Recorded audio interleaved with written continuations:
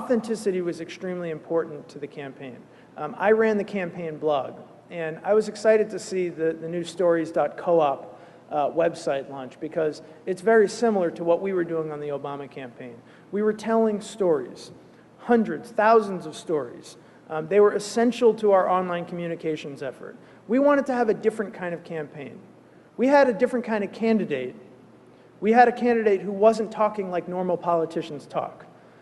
Americans were sick of the way normal politicians talk. They used the same cliches and the same messages over and over and over again. And Obama was doing something different. He was speaking in an authentic way. He was telling stories. And so we wanted to imitate the way that he communicated by telling our stories as well. So I wrote thousands of blog posts. Many of them never even mentioned Obama. These were blog posts about ordinary people. The whole point, again, was this campaign is about you. We wanted to actually show people that they were the superstars of the movement. So we treated them like superstars. We wrote profiles of them like they were celebrities. This is a man one of the first people that I interviewed on the campaign. We had just gotten our 75,000th donor. At the time, it felt like a very, very significant milestone. By the end of the campaign, it felt like nothing because we had 3 million donors. But at the time, it felt like a significant milestone.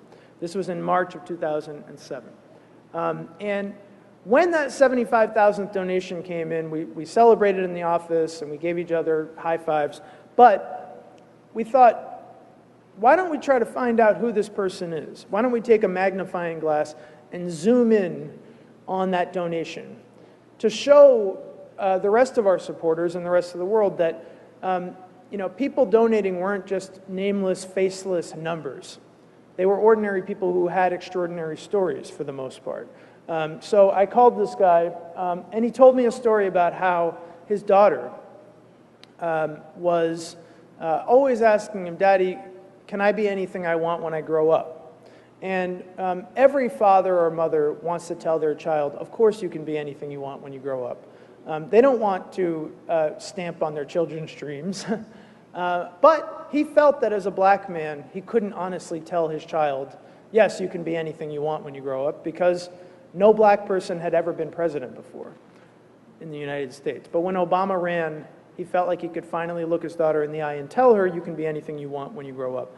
We were very moved by this story, and we posted it on our blog, we posted it on our website, we posted it on Facebook, we sent it out to our email list, which was not huge at the time, but it was big. And we started noticing that every time we would write a story and send it out to our supporters, it would cause hundreds, if not thousands, of news stories to flood back into us. People were so moved by other people's stories, and the first thing they wanted to do was share their own story.